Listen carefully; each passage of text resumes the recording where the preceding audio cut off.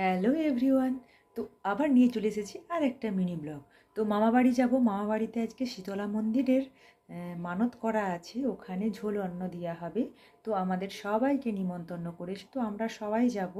তো আমি যাওয়ার আগে তোমাদের সাথে একটা ছোট্ট ব্লগ শেয়ার করলাম। তো আবার রেডি হয়ে তোমাদের সাথে দেখা হচ্ছে। চলো দেখাবো কেমন কেমন পুজো হয় আর কেমন ঠাকুর। ওকে, আমি তো দেখে নিব, আমার সাথে তোমরাও দেখে নিও।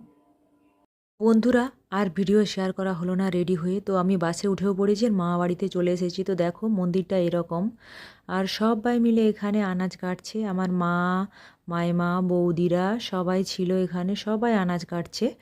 আর ওখানে দেখো আমি মন্দিরটা তোমাদের সাথে একবার ঘুরিয়ে দেখিয়ে দিলাম তোমাদের সবাইকে, তোমরা একবার দেখে নাও।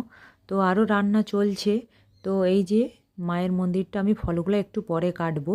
তো এই যে দেখতে পাচ্ছ মন্দিরটা কেমন লাগছে সবাই একটু প্লিজ কমেন্ট করে জানাবে। কিছু রান্না হয়েও গেছে আর কিছু রান্না এখনও হচ্ছে, ব্রাহ্মণ মশাই রান্না করছেন।